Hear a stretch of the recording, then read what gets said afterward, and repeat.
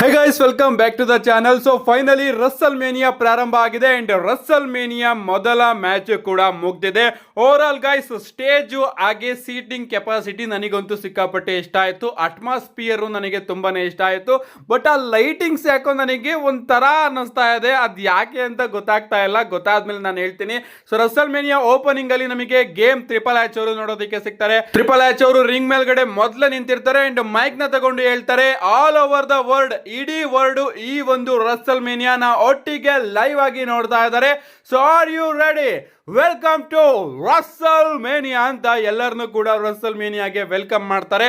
And ಶೋನ ಮೊದಲನೇ match ಆಗಿ ನಮಗೆ ಜೇ ಉಸೋ ಹಾಗೆ ಗಂತರ್ ಅವರ ಮ್ಯಾಚ್ ನೋಡೋದಕ್ಕೆ ಸಿಗುತ್ತೆ. ಜೇ ಉಸೋ ಅವರ ಸ್ಪೆಷಲ್ ಎಂಟ್ರಿ ಕೂಡ ನೋಡೋದಕ್ಕೆ ಸಿಗುತ್ತೆ. ಅವರ ಫ್ಲಾಗ್ ನ ಇಟ್ಕೊಂಡು ಯಾವುದೋ ಒಂದು ಟೀಮು ಬಂದಿರುತ್ತೆ, ರ್ಯಾಂಪ್ ಮೇಲ್ಗಡೆ ನಿಂತ್ಕೊಂಡಿರುತ್ತೆ.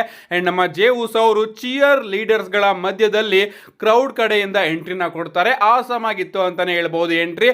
ಬಟ್ ಕ್ರೌಡ್ ಕಡೆಯಿಂದ ಇಲ್ಲಿ ನಮ್ಮ ಜೇ ಉಸೋ ಅವರಿಗೆ ಅಷ್ಟೊಂದೇನು ಈಟ್ ನೋಡೋದಕ್ಕೆ ಸಿಗ್ಲಿಲ್ಲ.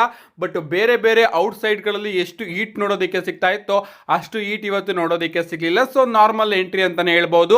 ಆ ಕಡೆ ಗಂತರ್ ಅವ್ರದ್ದು ತೀರಾ ಸಿಂಪಲ್ ಎಂಟ್ರಿ, ಎಂತದು ಕೂಡ ಇಲ್ಲ ಗೈಸ್. ನಾರ್ಮಲ್ ಅವರು ರೆಗ್ಯುಲರ್ ಆಗಿ ಯಾವ ರೀತಿ ಬರ್ತಾರೋ ಅದೇ ರೀತಿ ರೆಗ್ಯುಲರ್ ಆಗಿ ಬಂದ್ರು. ಮ್ಯಾಚ್ ಕೂಡ ಪ್ರಾರಂಭ ಆಗುತ್ತೆ. ಮ್ಯಾಚ್ ಅಲ್ಲಿ ಮೊದಲು ನಮ್ಮ ಜೇ ಉಸೋ ಅವರು ಡಾಮಿನೇಟ್ ಮಾಡ್ತಾರೆ. ಅದಾದ್ಮೇಲೆ ನಮ್ಮ ಗಂತರ್ ಅವರು ಡಾಮಿನೇಟ್ ಮಾಡೋದಕ್ಕೆ ಶುರು ಮಾಡ್ಬಿಡ್ತಾರೆ. ಮೊದಲು ನಮ್ಮ ಜೇ ಉಸೋ ಅವರು ಒಂದು ಸ್ಪಿಯರ್ ನ ಹಾಕ್ತಾರೆ. ನಮ್ಮ ಗಂತರ್ ಅವರು ಕಿಕ್ಔಟ್ ಮಾಡ್ತಾರೆ. ನಮ್ಮ ಗಂತರ್ ಅವರು ಜೇ ಉಸೋ ಅವರಿಗೆ ಪವರ್ ಬಾಂಬ್ ನ ಹಾಕ್ತಾರೆ. ನಮ್ಮ ಜೇ ಉಸೋ ಅವರು ಕಿಕ್ಔಟ್ ಮಾಡ್ತಾರೆ. ಇದಾದ್ಮೇಲೆ ಒಂದು ಟೈಮ್ ಅಲ್ಲಿ ನಮ್ಮ ಗಂತರ್ ಅವರು ಚಾಂಪಿಯನ್ಶಿಪ್ ಬೆಲ್ಟ್ ನ ತಗೊಂಡು ಅಲ್ಲಿಂದ ಹೋಗೋದಕ್ಕೂ ಕೂಡ ಟ್ರೈ ಮಾಡ್ತಾ ಇರ್ತಾರೆ.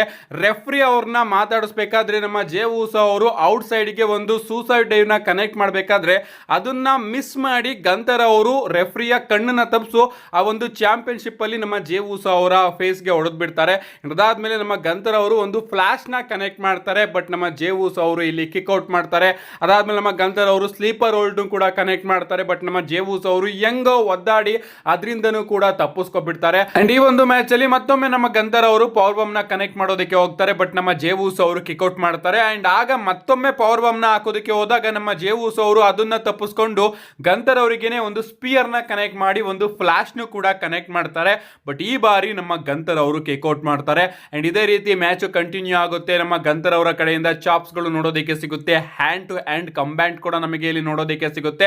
ಅಂಡ್ ಒಂದು ಟೈಮ್ ಅಲ್ಲಿ ನಮ್ಮ ಜೇ ಉಸೋ ಅವರ ಕಡೆಯಿಂದ ಕ್ಲೋಸ್ ಲೈನ್ ಹಾಗೆ ನಮ್ಮ ಗಂತರ್ ಅವರ ಕಡೆಯಿಂದ ಕ್ಲೋಸ್ ಲೈನ್ ನೋಡೋದಕ್ಕೆ ಸಿಗ್ತಾ ಇರುತ್ತೆ. ನಮ್ಮ ಜೇ ಉಸೋ ಅವರೇ ಬೀಳೋದಿಲ್ಲ, ಬದಲಿಗೆ ಗಂತರ್ ಅವ್ರನ್ನೇ ಕ್ಲೋಸ್ ಲೈನ್ ಹೊಡೆದು ಬೀಳಿಸ್ತಾರೆ ಅಂತಾನೆ ಹೇಳ್ಬಹುದು. ಆ ಒಂದು ಮೂಮೆಂಟ್ ಕೂಡ ಚೆನ್ನಾಗಿತ್ತು. ಇನ್ನ ಈ ಒಂದು ಮ್ಯಾಚ್ ನ ಎಂಡಿಂಗ್ ಅಲ್ಲಿ ನಮ್ಮ ಗಂತರ್ ಅವರು ಈ ಒಂದು ಮ್ಯಾಚ್ ನ ಮುಗಿಸೋದಕ್ಕೆ ಪವರ್ ಬಾಂಬ್ ನ ಕನೆಕ್ಟ್ ಮಾಡೋದಕ್ಕೆ ಹೋಗ್ತಾರೆ. ಬಟ್ ಅದನ್ನ ರಿವರ್ಸ್ ಮಾಡಿ ನಮ್ಮ ಜೇ ಉಸೋ ಅವರೇ ಗಂತರ್ ಅವರಿಗೆ ಪವರ್ ಬಾಂಬ್ ನ ಕನೆಕ್ಟ್ ಮಾಡಿ ಒಂದು ಸ್ಪಿಯರ್ ನ ಕನೆಕ್ಟ್ ಮಾಡಿ ಫ್ಲಾಶ್ ನ ಹೊಡಿತಾರೆ. ಬಟ್ ಪಿನ್ ಮಾಡೋದಿಲ್ಲ. ಇನ್ನ ಒಂದು ಫ್ಲಾಶ್ ನ ಹೊಡಿತಾರೆ, ಮತ್ತೊಮ್ಮೆ ಪಿನ್ ಮಾಡೋದಿಲ್ಲ. ಅಂಡ್ ಕಂಟಿನ್ಯೂಸ್ ಆಗಿ 3 ಫ್ಲಾಶ್ ನ ಹೊಡಿತಾರೆ, ಆದ್ರೂ ಕೂಡ ಪಿನ್ ಮಾಡೋದಿಲ್ಲ. ನಮ್ಮ ಗಂತರ್ ಅವ್ರನ್ನ ಇಟ್ಕೊಂಡು ಸ್ಲೀಪರ್ ಹೋಲ್ಡ್ ನ ಗಂತರ್ ಅವರಿಗೇನೆ ಹಾಕ್ಬಿಡ್ತಾರೆ. ಅಂಡ್ ಸಡನ್ ಆಗಿ ನಮ್ಮ ಗಂತರ್ ಅವರು ಟ್ಯಾಪ್ ಔಟ್ ಮಾಡ್ಬಿಡ್ತಾರೆ. ಸೊ ಸಬ್ಮಿಷನ್ ಮುಖಾಂತರ ಈ ಒಂದು ಮ್ಯಾಚ್ ಅಲ್ಲಿ ನಮ್ಮ ಜೇ ಉಸೋ ಅವರು ಗೆದ್ದಿದ್ದಾರೆ. And finally world heavy wait championship ನ ರಸಲ್ ಮೇನಿಯಾದಲ್ಲಿ ವಿನ್ ಆಗಿದ್ದಾರೆ. ಮ್ಯಾಚ್ ಕಡೆ ಬರೋದಾದ್ರೆ ಮ್ಯಾಚ್ ನನಗೆ ಅಷ್ಟೊಂದೇನು ಇಷ್ಟ ಆಗ್ಲಿಲ್ಲ. ಕಳೆದ ಜೇ ಉಸೋ ಹಾಗೆ ಗಂತರ್ ಅವರ ಮ್ಯಾಚ್ ಇದಕ್ಕಿಂತ ಚೆನ್ನಾಗಿತ್ತು. ಅಂಡ್ ಎಂಡಿಂಗ್ ಅಂತೂ ನನಗೆ ಸಿಕ್ಕಾಪಟ್ಟೆ ಬೇಜಾರಾಯಿತು. ಗಂತರ್ ಅವ್ರನ್ನ ಟ್ಯಾಪ್ ಔಟ್ ಮಾಡಿಸೋದ್ರ ಮುಖಾಂತರ ಡಬ್ಲ್ಯೂ ಅವರು ಸೋಲ್ಸೋದ್ರಲ್ಲ, ಅದಂತೂ ಸಿಕ್ಕಾಪಟ್ಟೆ ಬೇಜಾರಾಯಿತು. ಏನೇ ಆಗ್ಲಿ ನಮ್ಮ ಜೇ ಉಸೋ ಅವರ ಕನಸು ಇವತ್ತು ನನಸಾಗಿದೆ. ಅಂಡ್ ಅವರು finally first ever world heavy wait championship ನ ಗೆದ್ದಿದ್ದಾರೆ. ಸೆಲೆಬ್ರೇಟ್ ಮಾಡಬೇಕಾದ್ರೆ ನಮಗೆ ಜಿಮ್ಮಿ ಉಸೋ ಅವರ ಎಂಟ್ರಿ ಕೂಡ ನೋಡೋದಕ್ಕೆ ಸಿಗುತ್ತೆ. ಜಿಮ್ಮಿ ಉಸೋ ಅವರು ರಿಂಗ್ ಮೇಲ್ಗಡೆ ಇರ್ತಾರೆ. ಅಂಡ್ ಜಿಮ್ಮಿ ಉಸೋ ಹಾಗೆ ಜೇ ಉಸೋ ಅವರ ನಡುವೆ ಒಂದು ಸೆಲೆಬ್ರೇಷನ್ ಕೂಡ ನೋಡೋದಕ್ಕೆ ಸಿಗುತ್ತೆ. ಒಂದು ಮೂಮೆಂಟ್ ಕೂಡ ಡಬ್ಲ್ಯೂ ಅವರು ಇಲ್ಲಿ ಕ್ರಿಯೇಟ್ ಮಾಡಿದ್ದಾರೆ ಅಂತಾನೆ ಹೇಳ್ಬಹುದು. ಸೊ ಮೊದಲ ಮ್ಯಾಚ್ ಅಲ್ಲಿ ನಮ್ಮ ಜೇ ಉಸೋ ಅವರು ವಿನ್ ಆಗಿದ್ದಾರೆ. ಅಂಡ್ ಅವರು ತನ್ನ ಮೊದಲ ವರ್ಲ್ಡ್ ಹೆವಿ ವೇಟ್ ಚಾಂಪಿಯನ್ಶಿಪ್ ನ ಗೆದ್ಕೊಂಡಿದ್ದಾರೆ. ಕೆಲವೊಂದಷ್ಟು ಅಪ್ಡೇಟ್ ಗಳ ಬಗ್ಗೆ ಮಾತಾಡೋದಾದ್ರೆ ನಮ್ಮ ರೇ ಮಿಸ್ಟೀರಿಯೋ ಅವರಿಗೆ ಇಂಜುರಿ ಆಗಿದೆ. ಅಂಡ್ ಅದಕ್ಕೋಸ್ಕರ ಅವರು ಇವತ್ತು ರಸಲ್ ಮೇನಿಯಾದಲ್ಲಿ ಕಂಪೀಟ್ ಮಾಡೋದಕ್ಕೆ ಆಗ್ತಾ ಇಲ್ಲ. ಅದಕ್ಕೋಸ್ಕರ ಡಬ್ಲ್ಯೂ ಅವರು ಎಲ್ ಗ್ರಾಂಡೆ ಅಮೆರಿಕಾನೋ ಅವರ ಅಪೋನೆಂಟ್ ಆಗಿ ರೇ ಫಿನಿಕ್ಸ್ ಅವ್ರನ್ನ ಇಟ್ಟಿದ್ದಾರೆ.